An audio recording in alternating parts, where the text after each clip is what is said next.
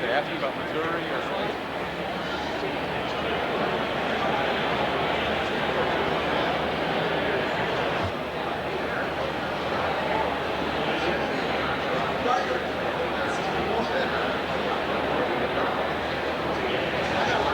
The gig is you can just get as close as you want.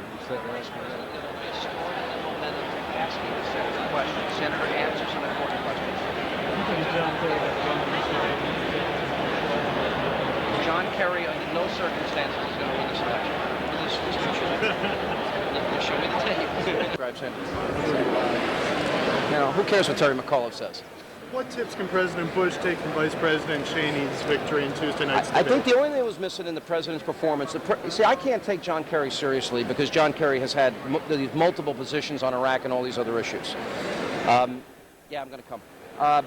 So I can't watch him with a straight face. He basically was given a script 10 days before the last debate, and to his credit, he read his lines well. But that's not the John Kerry of 2003 that said leaving Saddam unfettered with nuclear weapons or WMDs is unacceptable.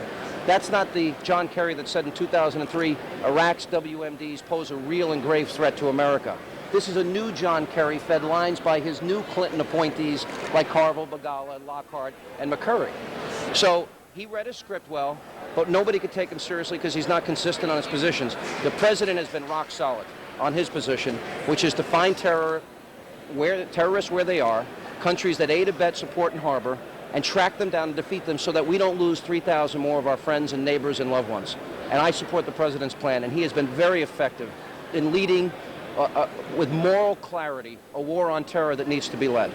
So, you know what, we'll see what happens. I think the only thing I would recommend is that John Kerry's record needs to be exploited. Why did John Kerry vote for a nuclear freeze when Reagan was confronting evil in his time and beating the Soviet Union? Why did John Kerry vote against the death penalty for terrorists who kill Americans like he did in 1989? Why did John Kerry not show up to a single intelligence meeting when he was on the committee after the first Trade Center attack, and now he's telling us he's going to reform intelligence? Why did he miss 76% of those meetings when he was on the committee?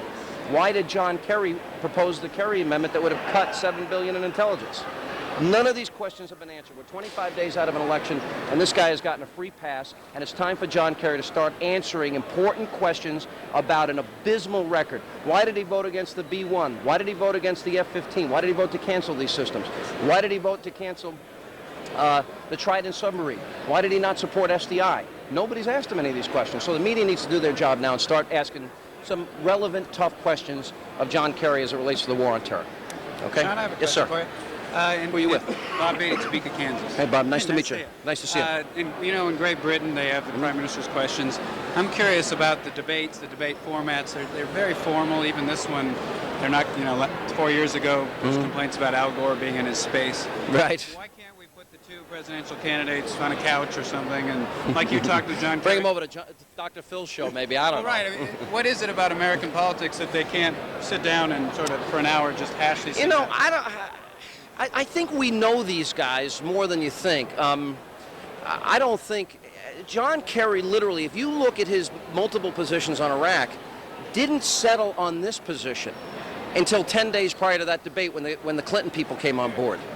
So in essence, the fact that he might be able to read a script and deliver lines well, like an actor or a puppet on a string, you might even want to use that analogy, does not make him presidential. Because a guy that votes for a war that won't fund the war, a guy that says leaving Saddam unfettered with nuclear weapons or WMDs is unacceptable, or Iraq's WMDs pose a real and grave threat to America, and then evolves into, well, it depends on the outcome, I don't think so, leader. So that's my answer. So do you think the formats, it's too difficult for the candidates to defend their positions in We general? probably put too much emphasis, in other words. I think one's 20-year record in the Senate, in the case of Kerry, will give us a far better indication Than any one debate? than any one debate or any two debates. And yet everybody seems to tune in. 60 I agree. million, 40 million. I think we put far too much importance on him, in my estimation. But I thought the president defined. If you know Kerry's record as well as I do, this is my business. I talk on the radio 3 hours a day. I'm on TV 1 hour a night. Thank you. Probably know that. Thank you. Yes, we do. But it's hard to take it seriously, knowing that it's. Look, he has so contradicted himself that he's rendered himself utterly incoherent on the issue. But now that he's authoritatively taken this new position with such confidence, it seems real to people that are just tuning in. So do you feel after a debate it's sort of up to you after the debate to I'll let you decide what my role in life is. I have no idea. in your program So. to sort of I think parse the debate? I think people want an honest, truthful analysis. I think I don't think the media's done its job effectively in the campaign. I don't know how is it John Kerry? Explain this to me. Reagan's confronting evil, one of the biggest, if you will, international issues of our time. The evil empire. He confronts evil, and Reagan builds up the military, ends a gap of vulnerability. He walks away at the table at Reykjavik, challenges Gorbachev to tear down this wall. Ultimately, the wall comes down. Where was John Kerry? He wanted a nuclear freeze. I can't believe no one's asked him if he still thinks that was the right thing to do. The general election simplifies a lot of these issues? Yeah, probably. And you know what? He hasn't been available to the press, and he's probably hired some of the best spin people in the business. But that doesn't mean it's honest. Has he been on your show? I'm sorry, I don't get to listen to every. No, I asked 3 hours a day, by the way. Yeah, he was on. As a matter of fact, I replayed an interview this week that I had with him in 2003. Okay, that must. And he totally contradicted himself. So. But he hasn't been on this side. No. Thanks, John. All right, guys. Nice to see you. Very nice. Is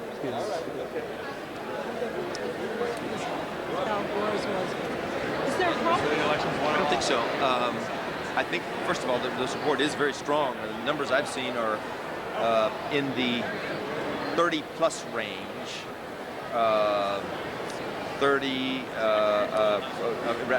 for the president. He's got something like about 30%. 37 was. Yeah. Kerry was 65-ish, 62-ish, something in that The range. latest poll was 48 for Kerry. It was 48, 37. I must have had a bunch of undecideds. I haven't seen that one. Yeah. No, I think Kerry's Hispanic support is going to be very strong.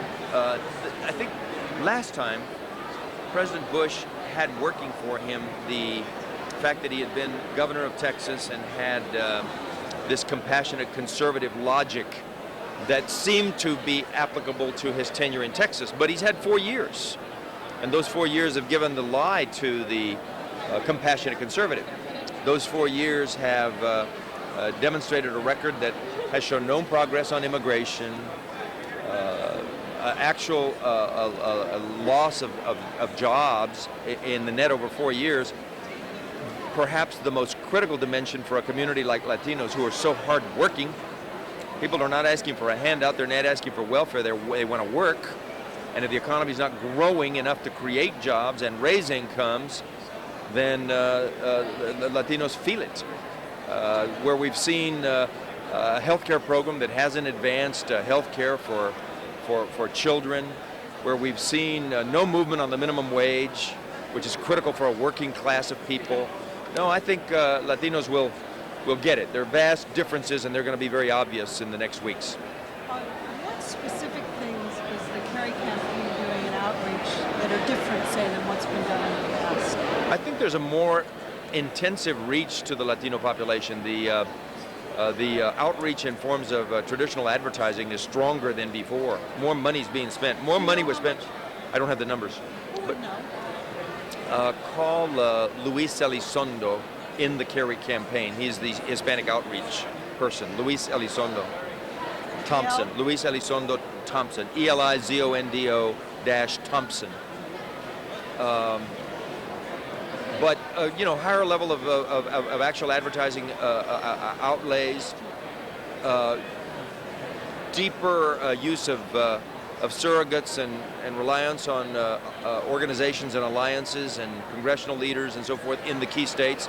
And there's a handful of states where the Latino vote could be decisive.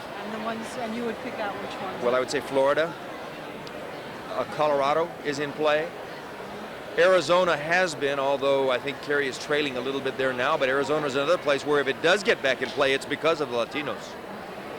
New Mexico, clearly very close. Latinos will make a difference. And then there's a couple of 100,000 Latinos in states like Michigan and Ohio and Pennsylvania each, which if they're as close as they have been, could make a difference. And New Jersey, no? New Jersey's really not in play, I think. The Kerry's got a fair lead there. But All the latest polls are like 2 points. yeah, well, that's a fair lead these days.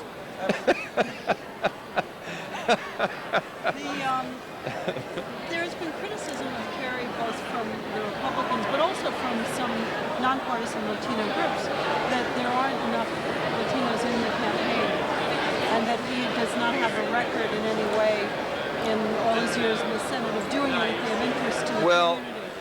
He's from Massachusetts. There is a Latino base in Massachusetts. It tends to be Puerto Rican and a few Cape Verdeans and Dominicans. But I would say that his record is a good one. When I was in the Clinton cabinet, I worked with him on small business issues, for example, which were very important. He had a good record on education, small business, the jobs agenda. Now, as for names in the campaign, I have served for a year and a half with Senator Kerry, as has Antonio Villaraigosa. Adolfo Carrion of New York is here tonight, president of the Bronx. All have positions in the campaign. It's pretty good. It's at least as good as Clinton or Gore, and better probably. Okay. I have a debate question for you. We know Nixon in 1960, how he looked, and Al Gore had a little trouble 4 years ago with the sighing. I'm just curious, how is it, considering all the preparation that goes in? The last debate with President Bush, he almost seemed to not care about the camera and allowed himself to do what a lot of others have made a mistake. And you've been through the political wars. What happens? Is there too much being told, do this, do that, as far as the debate goes? Or? You know, you can't change a person's fundamental demeanor, manner for a single debate. I mean, you can give too much instruction and then a person tries to change their format. I think people just have to be themselves. I think tonight what you'll see is both of them in a format that they like. Senator Kerry's done it like 100 times over the last year, and President Bush has utilized it this summer fairly heavily, although in selective audiences. He hasn't gotten any hostile questions, so we'll see how he does in that. But it's looser, it's more conversational. It actually engages another human being, so it's not as stiff. I actually look forward to a fairly smooth dynamic, which I don't think can be scripted as much as some of the other formats. What sort of preparation will they have? Would they have actually, I think the format actually practiced a full debate, for example? I think the preparation, my guess, is mostly about substance, really knowing the facts, so you don't make a mistake on facts, because I can't imagine many questions that are going to come up that are new. After all that he has seen, it's just to making sure that you got your facts right. And do you think Senator Kerry or a candidate can sort of obliterate months and months of advertising by the opponent in a debate performance, like some say he did in that first one? I think he did. I think that, you know, that first debate performance is a pretty good example of the power of the debate. I mean, we've got evidence today from Newsweek and other polls that show he's actually ahead. That would be about a 10-point swing from last week.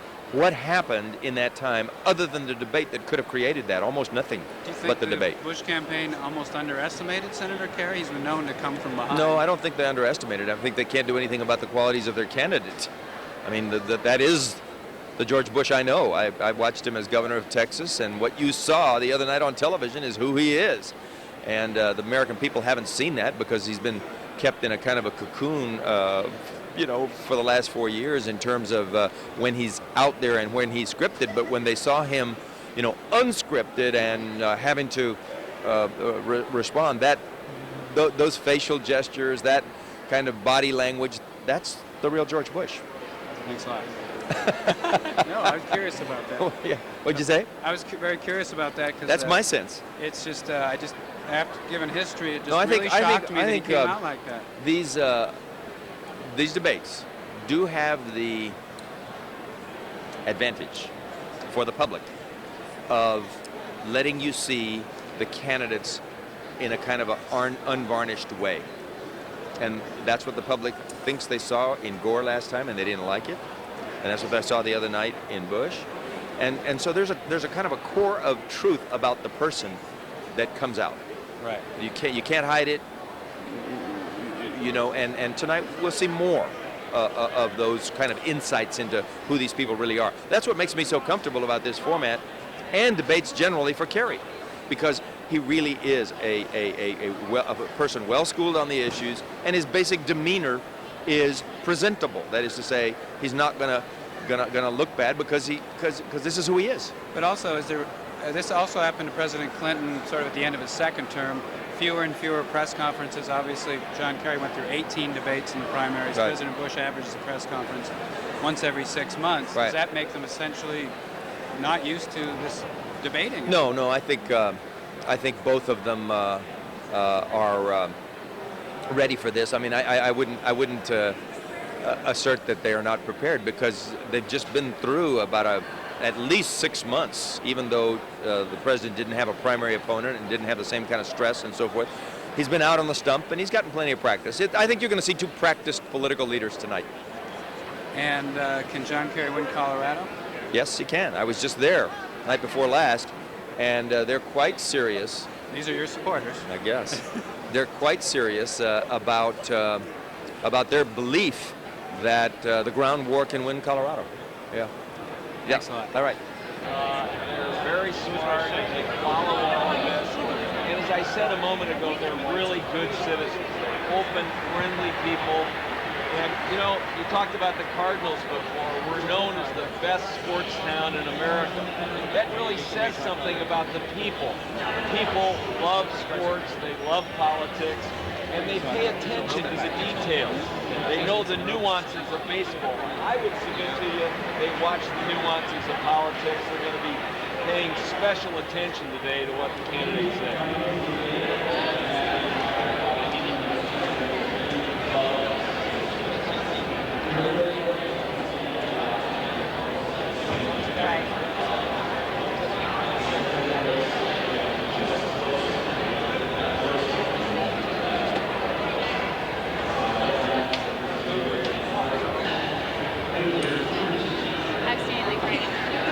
You gotta get like right in front.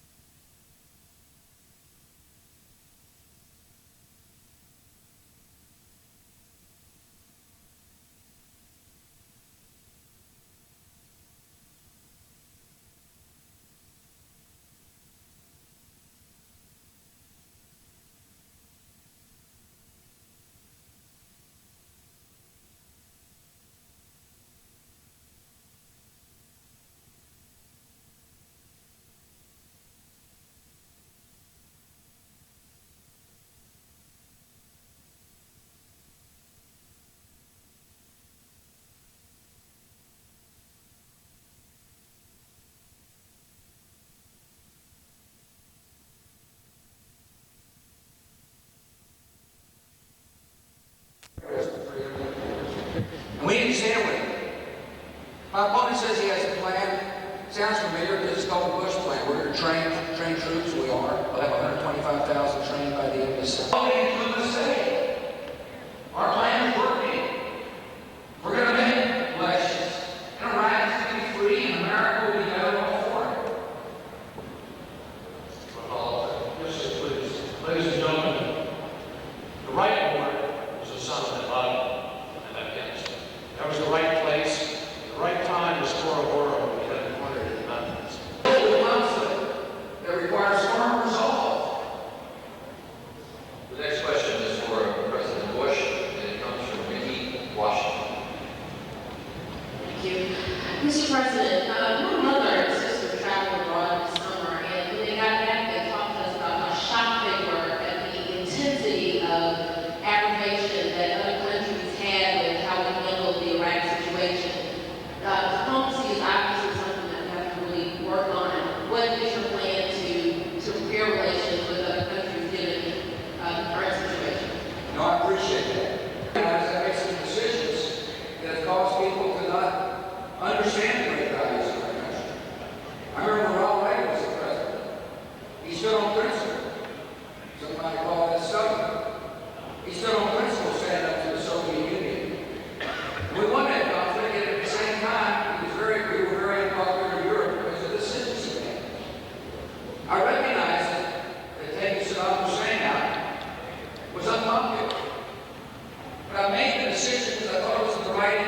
our security. And that was unpopular, but it's the right thing to do. I believe Palestinians ought to have a state, but I know they need leadership that's committed to democracy and freedom. Leadership that is willing to reject terrorism. I made a decision not to join the International Criminal Court in The Hague, which is where our troops can be brought in front of a judge, an unaccounted judge. Holding Saddam Hussein accountable. I came away convinced that if we worked at it, if we were ready to work and let him have 2 weeks to do his job and to thoroughly go through the inspections, that if Bush came to shove, they'd be there with us. But the president just arbitrarily brought the hammer down and said, nope, sorry, time for diplomacy is over, we're going. He rushed to war without a plan to win peace. Ladies and gentlemen, he gave you a speech and told you he planned carefully, take every precaution, take our allies with us. He didn't, broke his word. I remember sitting in the White House, looking at those generals, saying, do you have what you need in this war? Do you have what it takes? I remember going down to the basement of the White House the day we committed our troops as last resort, looking at Tommy Franks, the generals on the ground, asking them, do we have the right plan with the right troop level? They looked me in the eye and said, yes, sir, Mr. President. Of course I listen to our generals. That's what a president does. The president sets a strategy, relies upon good military people to execute that strategy. On the war, the president's job is to win the peace. The president did not do what was necessary. Didn't bring in enough nations, didn't deliver the help, didn't close off the borders, didn't even guard the ammo lines. And now our kids are being killed with ammo right out of that gun. The next question is for Senator Kerry. It comes from over here, Randy Jacobs. You'll need a microphone. Yes. Iran sponsors terrorism as missiles capable of hitting Israel and Southern Europe. Iran will have nuclear weapons in 2 to 3 years' time. In the event that UN sanctions don't stop this threat, what will you do as president? I don't think you can just rely on UN sanctions, Randy, but you're absolutely correct. It is a threat. It's a huge threat. And what's interesting is it's a threat that has grown while the president's nuclear weapons, some 37 tons, what they call yellow cake, stuff they use to make enriched uranium. While they're doing that, North Korea has moved from 1 bomb maybe to 47 bombs.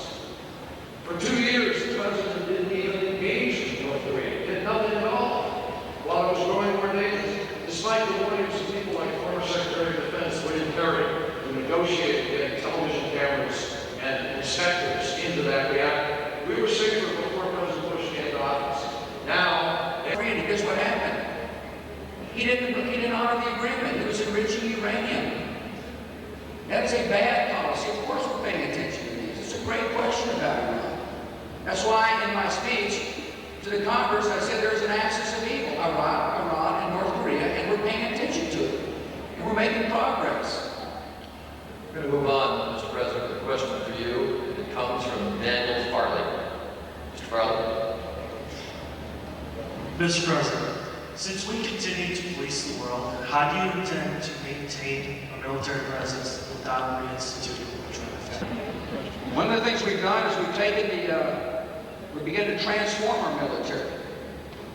By that I mean we're moving troops out of Korea and replacing them with more effective weapons. We don't need as much manpower on the Korean Peninsula to keep a deterrent.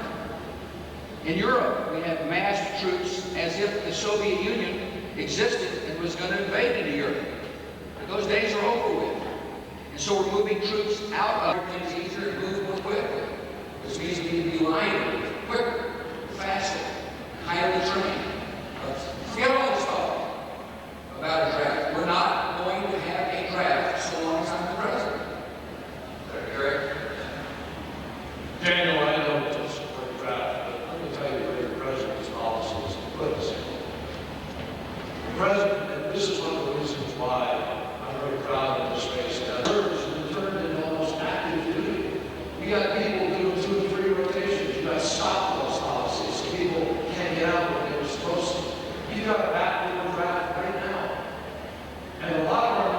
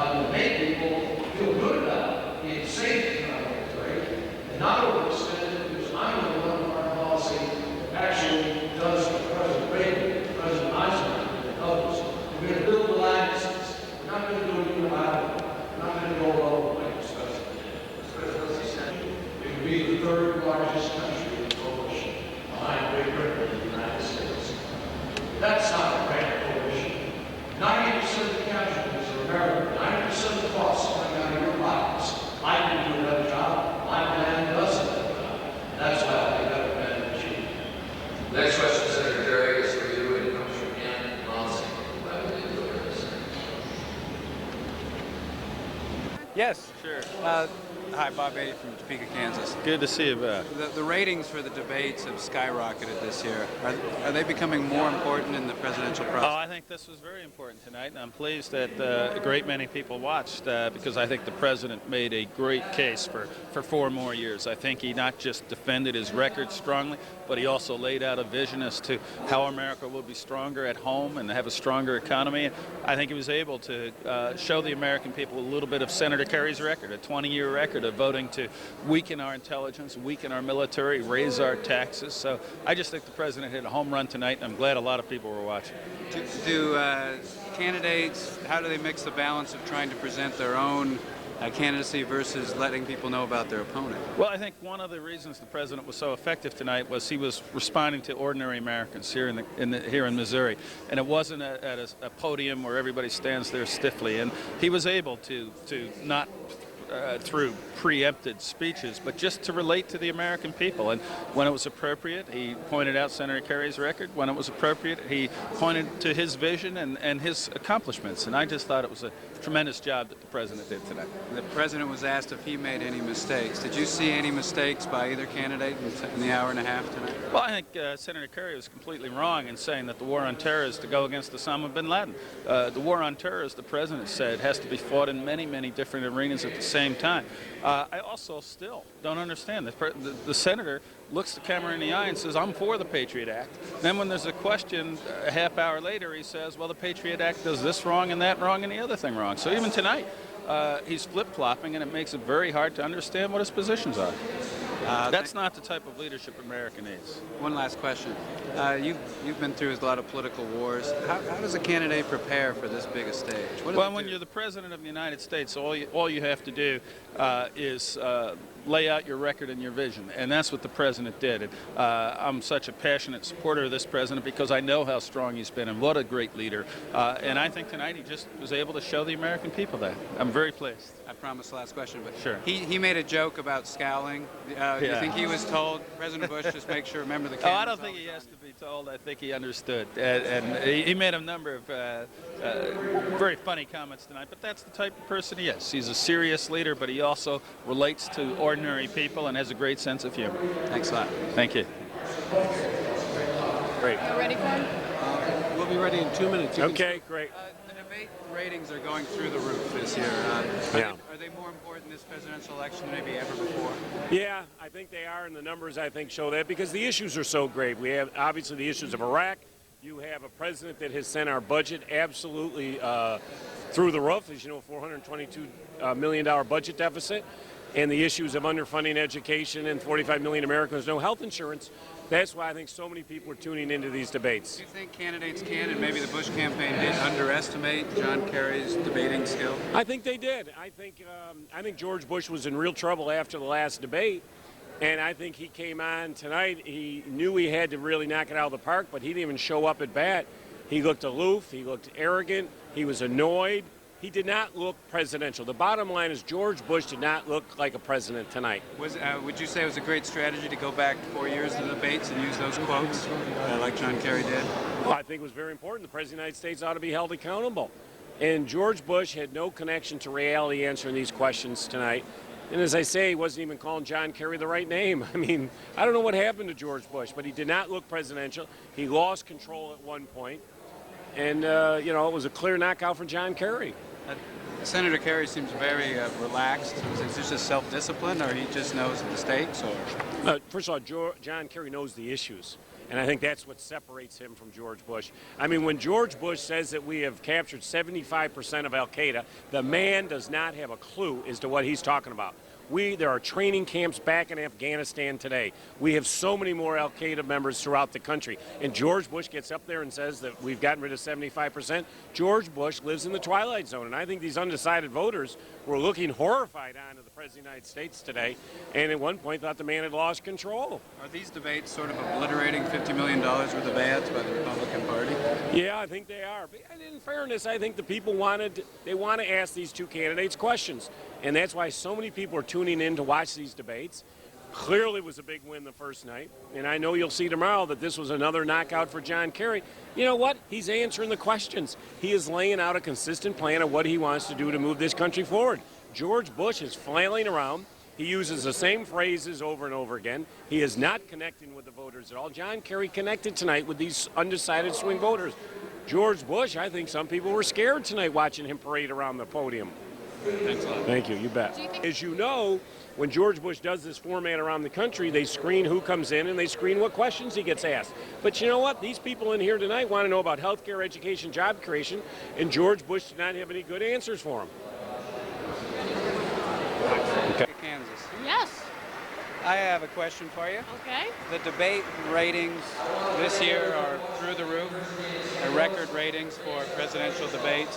You mean for people listening? People watching, yeah. I mean, the vice presidential debate had more than the presidential debates 4 years ago. People are tuning in by the millions.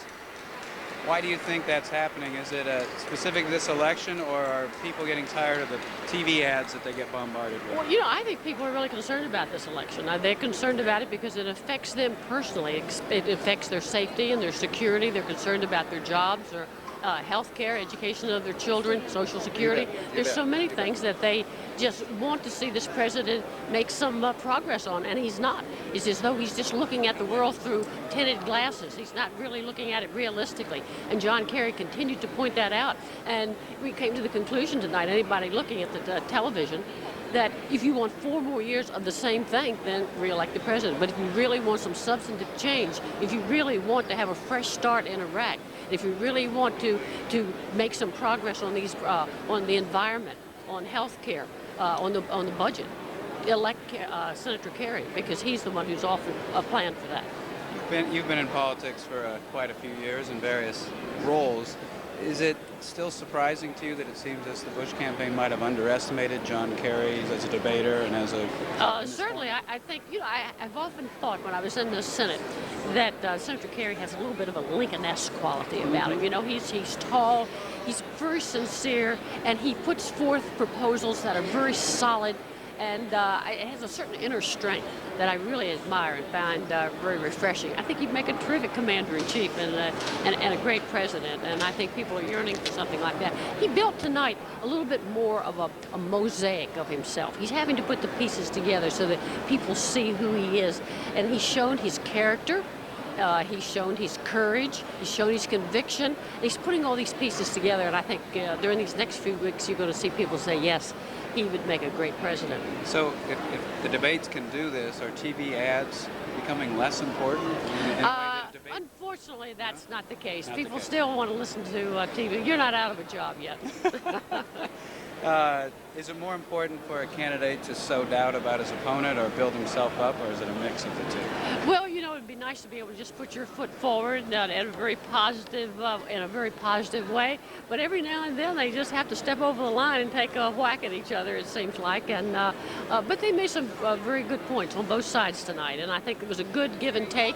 I would like to see sometime for us to go back to the old debate format of Lincoln and Douglas, you know, where they actually presented their case and then they argued the points, and then it was just much more structured. I'd like to see that sometime. Why don't we see that? I'm following on your answer, but is it just now there's so much pressure and so the stakes probably are so we want to be entertained, and everything is in such a much more controlled environment. I think there's so many more controls today on the format, and so that doesn't provide for a lot of spontaneity or depth. You get a lot of one-liners, sound bites. But it's better than not hearing the candidates at all. So right. it is good to have that opportunity. Right. Have you talked about seeing Senator Kerry on the floor of the Senate? Do you think we've seen since Kennedy as good a debate? Is he the best debater we've seen since John F. Kennedy in this presidential debate format? Well, I would think so. I think he's very sharp. He's very quick. He makes his points very forcefully. It's just great to see him move around and really spar with his opponent. I think it was great to see him perform tonight. He did very well. What's the one line statement he made that hit home for you that you said, "Wow, that's"? Oh, I didn't find find any one thing that I really hung to, but I just his general performance I thought was just was splendid, and he hit a lot of the right points, and I came away thinking, this is a commander-in-chief. This is someone I can trust. This is someone who's in touch with the middle class. Thanks a lot. Thank you. There's really about 4 or 5 races that are really hanging in the balance by the only 2%. Thank you. Thanks a lot. Hi. Hi, how are you? Bob Beatty. Hi, Bob. Topeka, Kansas. Oh, good to see you, Bob. Well, look at this. The ratings for the debates are through the roof, which is, I guess, a good thing That's for great. American That's politics. terrific.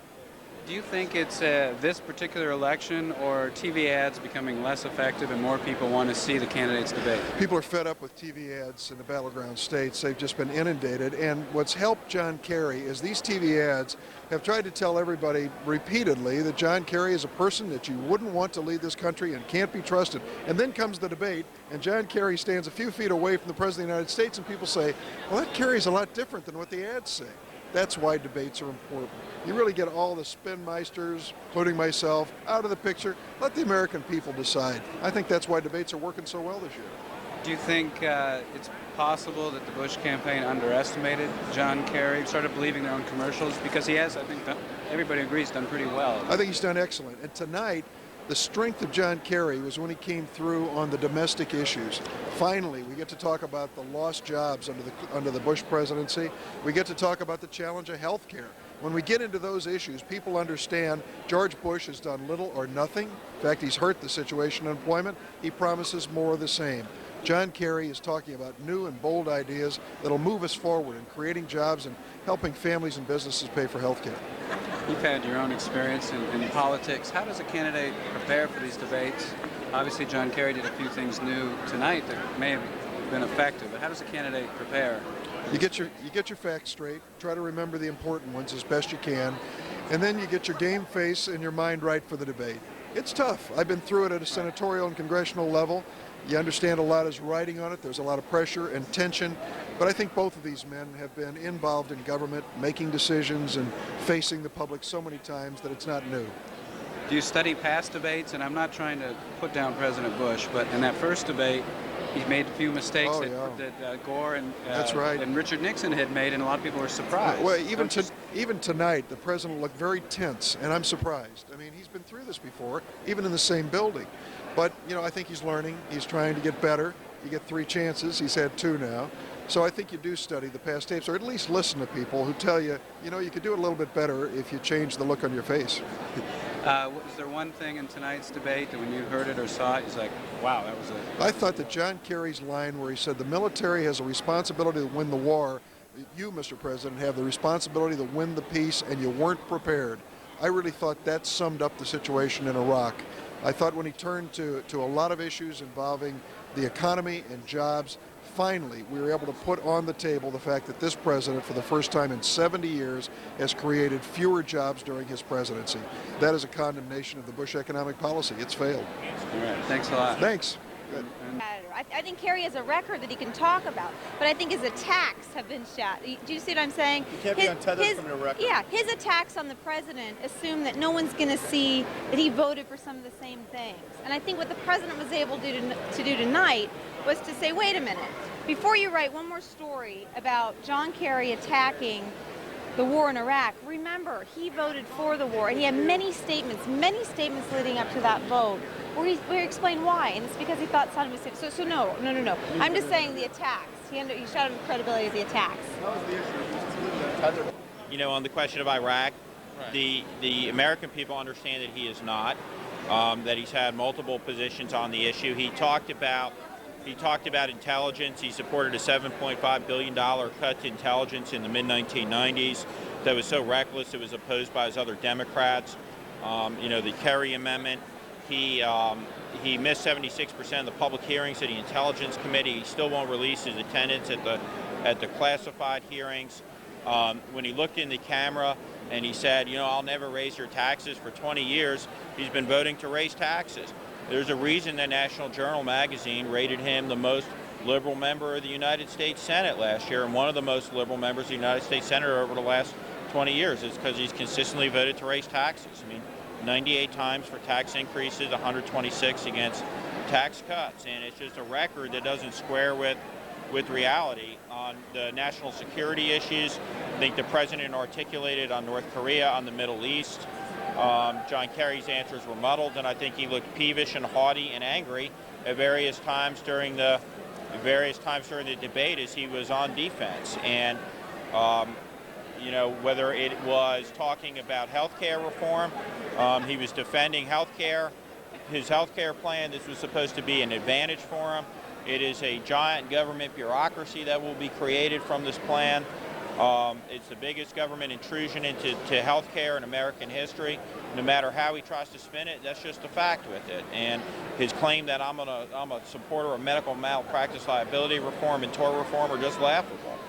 So I think it was a commanding performance on domestic policy and on national security issues by the president. So do you think it was appropriate for President Bush to cut off Charlie Gibson and insist that I think that the president in front of this audience tonight did a fantastic job. It's a live interaction, you know, with the audience, with the moderator. It's happening in real time. I think that the president was thoughtful. He connected with people. I think it was a huge contrast to, you know, John Kerry, who was haughty at times, who was arrogant appearing, who was angry at various times during the debate as he was unable to explain his record. I mean, the line of this debate tonight was when the president said, you can run, but you can't hide from your 20-year record in the United States Senate as the most out-of-the-mainstream liberal member of the Senate. And that's what John Kerry is. He's got 20 years of voting to raise taxes. He's got a 20-year record on national security where he's voted to cut weapon systems, to cut intelligence budgets. And he demonstrated today a fundamental misunderstanding of the war on terror. War on terror is a global effort. John Kerry misrepresented his own record tonight when he made several statements at odds. He had for years talked about the danger of Saddam Hussein. In 1998, John Kerry said that I'm ahead of President Clinton, I'm ahead of the Congress, I'm ahead of the American people. We have to remove Saddam Hussein from power with these weapons of mass destruction, and we'll have to do it with ground troops as necessary. Very different John Kerry tonight. Fundamentally misrepresented his vote against combat troops in Iraq and Afghanistan. John Kerry, when he was on national television on Face the Nation, was asked directly, if your amendment fails, Senator Kerry, how are you going to vote on this $87 billion? He said it'd be irresponsible to vote against it. 3 weeks later, he voted against it. Howard Dean says the reason is because he didn't want to look like a warmonger. Sorry, Joe Biden says the reason is because he didn't want to look like a warmonger to the Howard Dean people. You know, so over and over again, he played fast and loose with the facts. Oh yeah, don't rush. I'm good. Wanda, you're gonna have to go. I think you'll go. Thank you.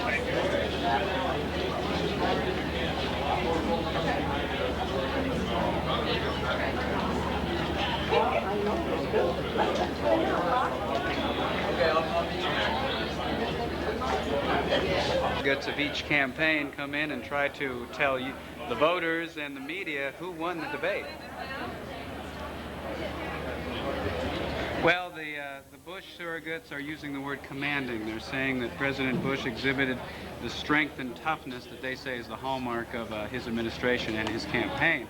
The Kerry camp felt that John Kerry did what he essentially did in the first debate, which was shoot down Bush's assertions that he's inconsistent, and countered Bush effectively by using Bush's statements from the debates of 4 years ago. Alan, this is Carl. Hey, I was just checking. Well, the impression is that this is a heck of a race, and these are very, very good debates. I think there is still a bit of an impression that the Bush campaign underestimated John Kerry, and now with his second strong performance in the debates, John Kerry is not going away in this election.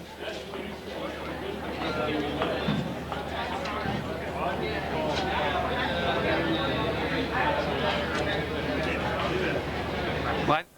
Yeah, the impression is obviously both camps think their candidate did better. I think the Bush campaign was sort of had a sigh of relief because President Bush seemed to handle the format much better than he did at the podium in the first debate. However, John Kerry pulled a few tricks out of his bag, including, as I mentioned, those quotes from 4 years ago in the exact same city, St. Louis, in the 2000 debates.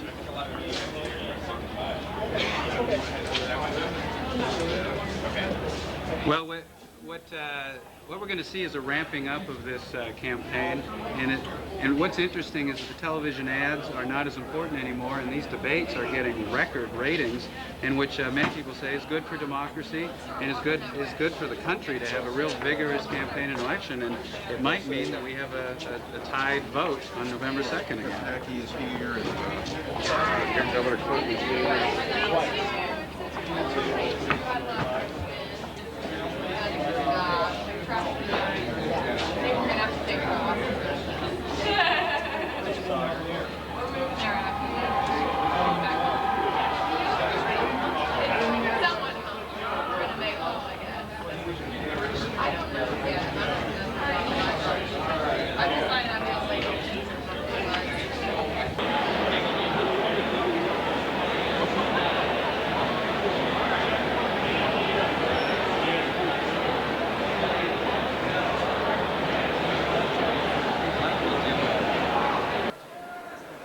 We're here in the spin room, which is the room where surrogates from both candidates, the Democrat and Republican candidates, come after the debate to talk to the media and try to spin the media's interpretation of the debate. The type of people that will be coming are campaign consultants, senators, representatives, former campaign officials, or former politicians from each party. And the goal of the spin room and the goal of the surrogates here is to try to get the media to tell a story that may or may not be different than the initial impressions of a debate. Because in previous debates and over the years, the media has been able to change opinions of a debate by the media interpretation of the debates.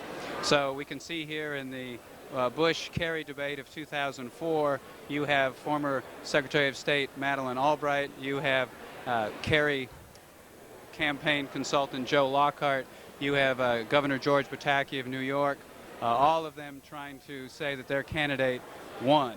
And it is, to be honest, an amazing sight in American politics, the modern-day spin room of presidential debates. Arguments took place where we were able to stay on offense for the national security discussion and the domestic policy discussion. I actually thought it was a stunning moment at the end when the woman who was obviously pro-life asked Kerry about his positions. And Kerry isn't someone with a record of being, for and against. He gets a 100% from NARAL, 100% from NOW. And he stood there and said, well, I'm Catholic and I'm pro-life. I don't understand what the point was. I don't believe in anything I've supported for 20 years. Just a stunningly revealing moment about who he is. And I think one of the defining moments of the campaign so far was the president declaring you can run, but you can't hide.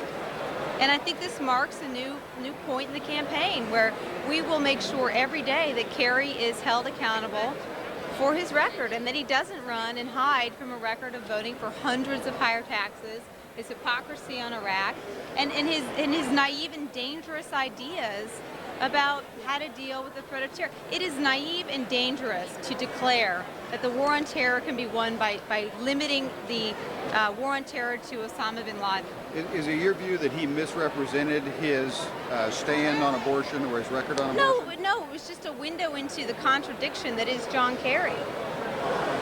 A woman who was a pro-life person asked him about his position on abortion, and he gets, he called NARAL. I mean, he gets 100%, and that's nothing to be ashamed of. But he felt compelled, instead of saying, you and I may agree on a lot of things, but this isn't one of them. I actually support abortion rights, and I'm proud of it. He said, I'm Catholic, and it was like he was making excuses for his record. He never once defended his record, and it was stunning. I mean, I don't know how you convince Americans that you can defend our country if you can't defend your record. President Bush seemed a lot more comfortable in this format. responsible, first of all, and maybe should have picked this format for the first debate? Well, gosh, hindsight is always 2020, and it certainly was a good format for us. And the president had a great night. And but I think we won on the substance. I think we won on making this as much a discussion of John Kerry's record as it is a discussion about what's happening on the ground in Iraq or on the economy. And I think the success of tonight laid less in the format and more in the president really being able to make those points about how you can run, but you can't hide from a record. And you got to defend it, or at least explain it, or apologize for it. And Kerry didn't do any of the above. Although he did seem very comfortable, the president. Yeah, the president did, yeah. Do you think he likes talking to Americans more than... Yeah, no, that's possible. It's certainly something that he does, more frequently than be, guided in a discussion by moderators. So that's certainly possible. Do you think Hi, Tanny. the debate ratings are through the roof? I don't know. Have you seen anything? The first two are through the roof. Right. I assume these are they becoming, is it this election or are they just becoming more important with every election? It's probably both, but I'm really not sure. And I think it's good for the system that so many people are paying attention. And I think it's important that they're tuning in now in the last 25 days, where it's really important that we keep the focus on the records and the policy differences, because they're very real. These are two men who have advocated very different things throughout the course of their political careers. And one of them, President Bush, spends time explaining and articulating, why the war in Iraq was the central front in the war on terror, why the tax cuts will help grow our economy, why addressing the root causes of health care will lower health care costs. John Kerry doesn't spend any time explaining his positions or his record, and I think that kind of caught up with him tonight. But you mean he spends more time attacking the president? Yeah. Thanks for your time. Sure. But if you think we can do it differently and better, you ought to give a different approach and opportunity, and he laid out what he would do differently. A lot of the questions that were very specific to Missouri. Did you feel that those questions were representative of problems that people in Tennessee are facing as well? Sure. Rising health care costs, creating jobs, spending too much money and running up deficits are issues that people all across my state are concerned about. I wish they'd asked the question about guns. People in my state wanted to hear about that a little bit more. And I wish they'd asked a little more about education and what each would do to make our system work better for every kid, not just a few kids whose parents, like mine, could afford to send you to private schools. Can I ask you a question? Sure. These debates are getting record ratings. Do you think it's just this election, or are they becoming more important in the political process? I think the issues are so big. The country's at war. Young people are worried about a draft coming back. And I think people understand that if we choose a president of the next 4 years who makes the wrong decisions, the country will suffer for a long time. Therefore, I think you see a lot of interest in this, not only this debate, but I think there's a lot of interest in this campaign. Do you think people might be tuning out all those TV ads a little bit and saying they just want to see the candidates? I don't think there's any doubt people are watching these debates, because the attacks going back and forth, I think people are fed up with that. They want to hear these candidates, see them stand side by side and give them an opportunity to answer the tough questions. Is it possible that Bush campaign maybe might have underestimated John Kerry's ability? Well, yeah, I can't answer for them. I can only say that we now know we have another debate next Wednesday, focused solely on domestic issues, tax policy, education, healthcare policy. And John Kerry will have an opportunity to lay out his views on those issues, including the environment and other issues. And George Bush will have to defend what he's done over the last 4 years. Thanks a lot. Thank you.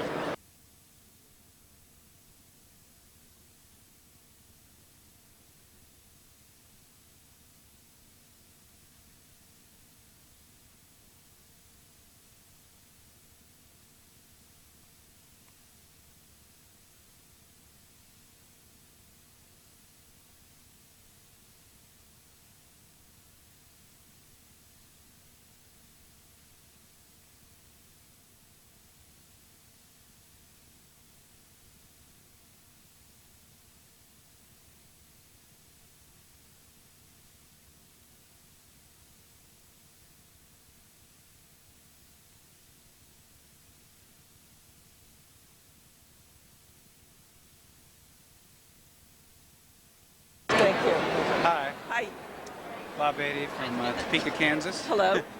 Do you think it's possible that the Bush campaign underestimated John Kerry's debating skill?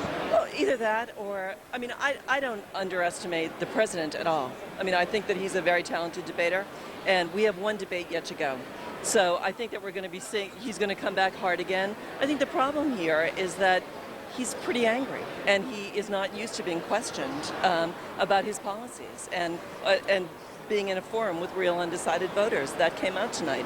But, you know, I think that this is a really useful discussion, the fact that Americans are watching this in enormous numbers and understanding the real differences between these two men and where they want to lead the country. I know this may be hard, but substance and policy aside, have we seen a debater in these presidential debates since John F. Kennedy like John Kerry? You know, John Kerry knows what he thinks has to happen for our nation. And he welcomes this opportunity. He embraces this opportunity to talk about that. But as I said, we have another one yet to go. It's completely on domestic policy. The president wants to talk, thought that foreign policy, the first debate, would be his strongest one. We really always thought that this was one of three, and we look forward to next Wednesday in Tempe, Arizona.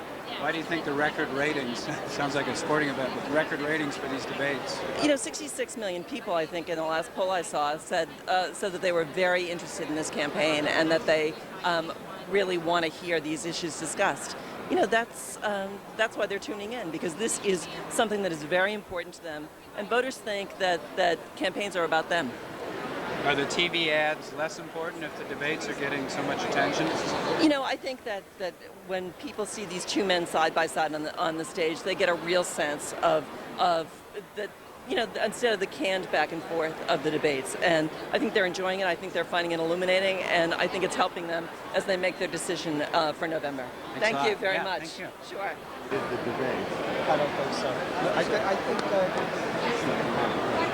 yeah. Let's. I'd like to ask you about the. Who am I talking to? Bob Beatty. Oh, hi, Bob. How Nice you to doing? meet you. About the style of the debates. Is it possible the Bush campaign underestimated John Kerry? Because the first debate, President Bush seemed, you know, not at ease, but this one he seemed ready. So Yeah, I think, you know, it's hard to underestimate two lawyers, because you got two lawyers and they've been debating all their life, and they're senators, and that's what they do all their life, so they're primed to do something like that very well. But if you look at the substance of the debates, if you look at the transcripts of the debates, and tonight I think the president married the style and substance. He was very comfortable tonight. It's a format that he felt good about. You think so? I think this is his best format? Oh, yeah. Well, tonight I think it certainly worked very, very well. It was clear that the president had a very, very good night tonight. What was the one moment you saw that you said, Just he "Yeah, was he on. got him"? It's not a moment or a knockout punch. I was shocked to find out that Kerry supported tort reform, but you know the president was on top of his game today. And what was important was that he said, "Look, this whole campaign has been devoid about talking about his record for 20 years. We wasted 2 months on Vietnam. We're talking about Iraq. Everybody knows this. No WMD. We know all that stuff. Now let's see who you want for president. This guy's been in the Senate for 20 years. This is his record. Let him defend it." So I think the president, for the last 3 weeks, put him on the defensive a bit because it became about Kerry and his record again, which I think is legitimate. The ratings are sort of through the roof for these presidential debates. Are they? A lot of people watch Oh my the game. gosh, It's a very polarized electorate. You know, people are interested in this stuff, yeah. the second VP debate had higher ratings than the presidential debates of 4 and 8 years ago. The VP. Well, I debate. don't know. I was watching the Yankee game, so no. I had 2 TVs. So. Well, I mean, you know, maybe after the election, should we have debates as a regular series? I don't know how much more of this I could take, to be honest with you. What's your prediction? Can you make a prediction? Yeah, I think the president's going to prevail. Close election. Will he 3-4 win points. California? I don't think so. What kind of odds you want to give me, though? I mean, they're astronomical. California's a tough one. Okay. California's tough. He'll win Kansas. That's where I'm going. Yeah. All right, thanks. Thanks a lot. Nice to meet you. Okay. The Bush campaign is saying it was a commanding performance. Yeah, it was a commanding performance for John Kerry. I mean, the Bush campaign has had 2 debates now. They've lost both debates, and you see, you know, when someone comes out and is spinning extra hard, it generally means they're working from a weak hand. Do you think the Bush campaign in total underestimated John Kerry, especially with that first? Oh, absolutely. I think it's two things. One is they underestimated his abilities. The second thing is they spent $100 million to create this caricature of who they wanted John Kerry to be for the voters. And George Bush came in and he thought he was going to debate that caricature, this crazy, out-of-touch liberal. But John Kerry showed up, the real John Kerry, who's in touch, who's a moderate, and who's very consistent. And the public looked at it and said, you know, we get it. We understand what John... And the president didn't know what to do. You've been in politics quite a while, and I'm curious. We all study debates, especially us junkies, and we know what to do, what not to do, and tell people. How is it possible that President Bush came into that first debate and ignored some of the central tenets of the debate, which is the cameras on you, look presidential? How did that happen? Arrogance. I think sometimes you sit in that Oval Office and you're insulated from real people, and you begin to think that everything you say and do is the right thing. And he walked in there and he thought that John Kerry wasn't up to being president. It wasn't even up to debating him. And he had a rude awakening. Okay, thank you. That was actually Missouri. I understand is the Bush pronunciation well, I will think carry the state. that's supposedly for the western part of the state. That's the proof that he's going after the conservative base, right? Shoot, Teach. Do these things mean anything? There's always been, after the fact, a very spirited and interesting debate. And it gets into academic circles as much as political ones. And that is whether these are the crucibles within which the things happen that tip the balance in a close election anyway. The Nixon sweat, the Gore sigh. Right. Or whether they are things you point to as confirmation or evidence of an opinion or a trend that was established before they ever got here. In other words, decisive on occasion or metaphor. Hold the camera for 1 second in case that's the goddamn office. Hello? Yet you can't deny that Miami did something. Still on, Bob, so you can't deny that the debate in Miami changed the temperature of this campaign. And I think this one may end up mattering a lot. The trouble is, you have the advantage, or we all do, in December or next year, or 20 years from now, in that we'll know. Right.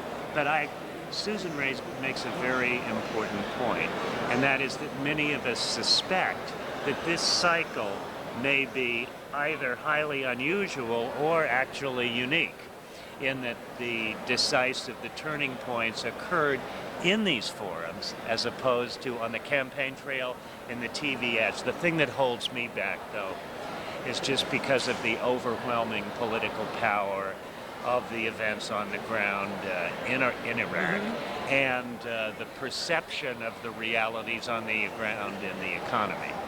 So that, it raises another kind of bull session question, except it's not a bull session question, it's an ultimate question, and that is whether an American presidential election is a contest between two individuals or two parties that occurs as a narrative punctuated, say, by public opinion polls or big showy debates or whatever, or whether a presidential election in the United States is actually a referendum on the condition of the country that is illustrated from time to time by junk that happens in the middle of it. That's an interesting point. That's and I don't think yet it's a resolvable question, but I think we try to fit each quadrennium into one of those categories. Sure.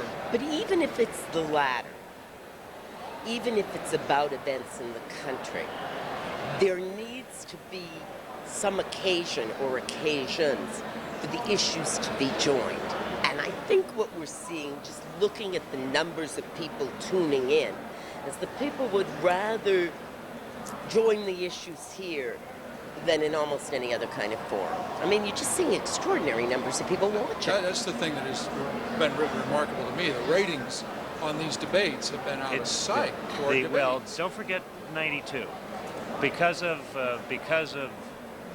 do we say the late Ross Perot? Is he still with us? At least in body, if not in mind. Okay. Because of that amazing phenomenon, the town meeting debate in '92 actually had an off the tree. It was the second most watched television program in American history, I think. 90 plus million. Way beyond anything we're seeing here. So keep perspective in mind. Excuse me. But what really fascinated me were the Nielsen's on the vice presidential debate. Unbelievably high. That was bigger than the first Gore-Bush thing. Absolutely. So that's for, and that tells you. And I think in a democratic setting, you want to have events that are confirming events, even if the latter theory I offered is true, even if it's you want there to be very public benchmarks besides just the election returns. And so even if it is drama, and even if we are but players on the stage who strut and fret for an hour, it is a ritual that has some meaning. Change of subject. What do you think about this rise of retired military brass supporting Kerry and his plans? Now, when you managed Mike Dukakis' campaign, did you go hunting for generals? It's a reflection of the critical issues in this election. I think because the war in Iraq is such a critical issue, the critical players become retired generals. I don't remember this phenomenon ever happening. I cast my mind back to Vietnam. No, never that. And rarely... Certainly not on the Democratic side. Not World War II, you didn't... It was bad manners, bad form, almost unacceptable to do something like that, even after you'd retire. Not even MacArthur was politically prominent after he was fired. But it's important to look at where the history of this, because there is some. As the Cold War was ending, it was part of the validation process for Clinton in '92, right. And the recruitment of Admiral Crowe after he had retired really and when he was Britain is sort of, and of course once you start, then it's like typical boys. My list is bigger than yours. So badly then. Right. And I think these military guys, not to put too fine a point on it, have discovered television careers. Yeah. Right. Public speaking. The big shots, not just the colonels, but I mean the generals. Big shots. Like the athlete with the product endorsement. Exactly. Because in addition to Admiral Crowe, the other phenomenon was the immediate conversion of what's-his-face from the Gulf War into television celebrity. Oh, Schwarzkopf. General Schwarzkopf, right? Yeah. So... And look at Tommy Franks now on the bestseller list. I mean, they have become public figures. But still, it is sort of weird in the middle of a war to have these opposing tag teams of generals. Well, it's like we have the Battle of the Economists, and we now have the battle. We've always had that, right? And the Battle of the Experts or the Scientists or whatever, the lawyers. Now we have the Battle of the Justice, the Nobel Prize winners, right? The celebrity spinners and all the rest. Jocks, right? We've always had celebrity spinners. There are actors out there talking to reporters about performances during a presidential debate. I give up. Well, I mean the notion of Ron Silver, who was a close advisor to Jed Bartlett, now being a supporter of George Bush. I give up. Thank you. Quite well. I really. And now people are talking about it. It's the actual law. The Democrats passed Bush's opposition.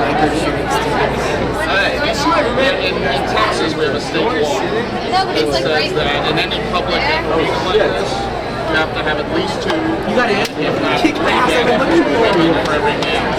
So at all sports stadiums, they have to go if it was the Democrats. It's true. That's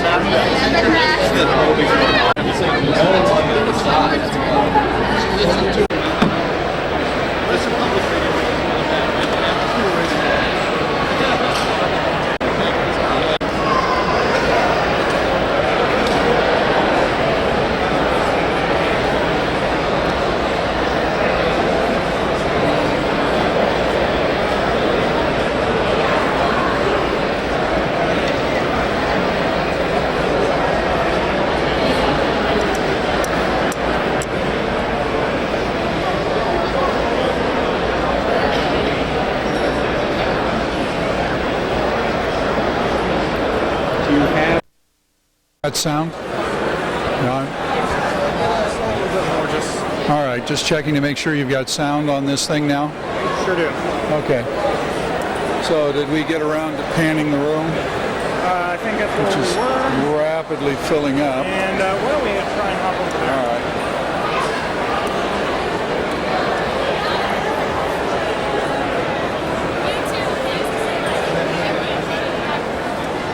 I was thinking about this right here. Okay. If you wanted a pan of the rooms.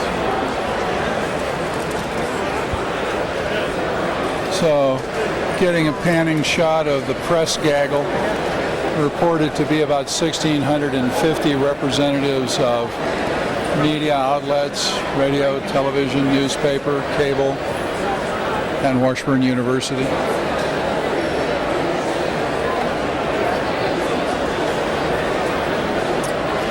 And if you turn to your left,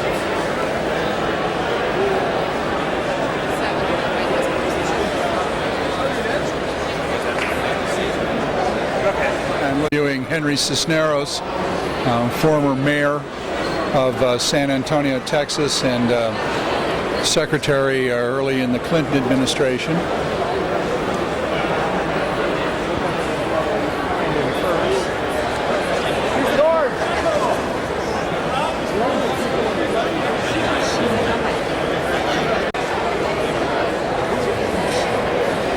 Looking for others. Here's Dick Gebhardt. Got a picture of him. Dick Gebhardt, Missouri Congressman, former Majority Leader of the U.S. House of Representatives, with a group of people being interviewed.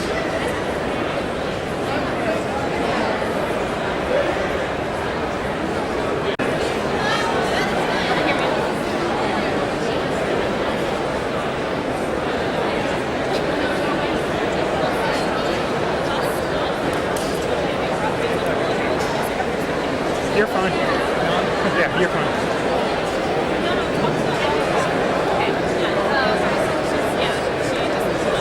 Actually, Gaggle.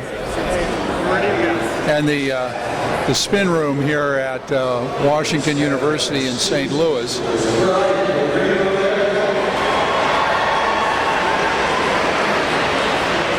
And we're beginning to see, if you turn to your right, Dale, there's Judy Woodruff addressing her clothing and getting ready to talk to her cameras at ABC. Magenta outfit right there.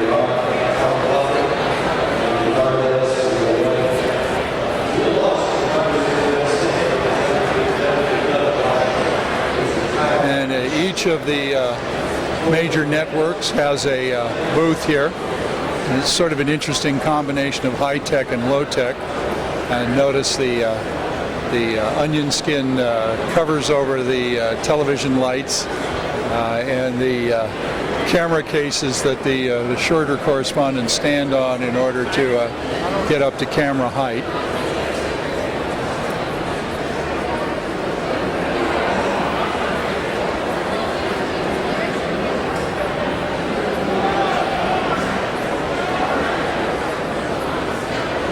And if you pan further to the left, you can see some more of the various booths, ABC News, Fox News, and then over here on the extreme side of the room is the Bush-Cheney television studio with multiple cameras and light setups.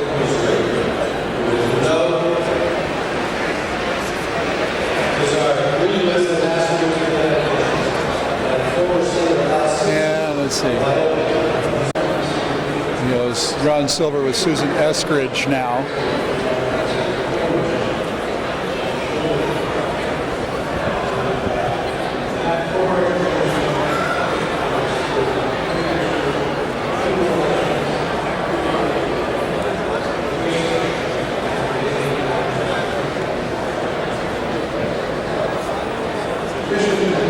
Assembled multitudes here at Washington University in St. Louis on October the 8th, just before the second presidential debate. kind of get a sense of the crowd by panning around a little bit.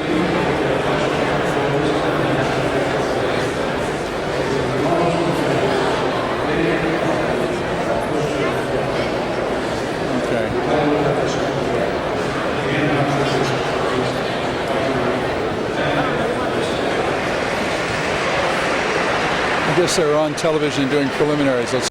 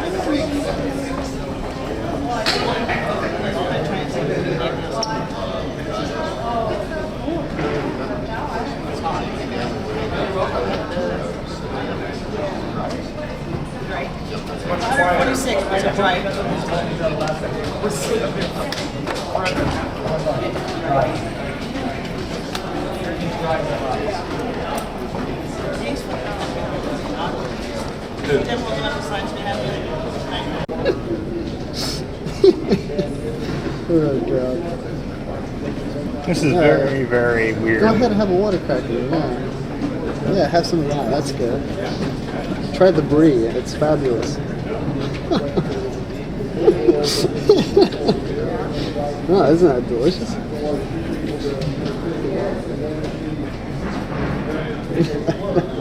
I love how it's like 5 people crammed in a closet. Yeah.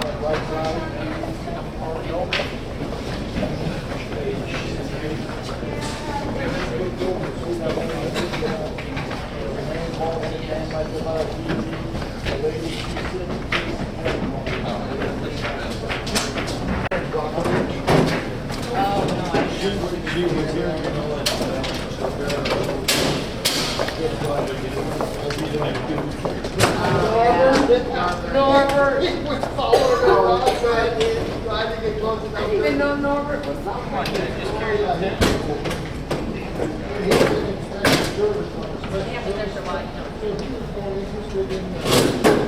ISDN line.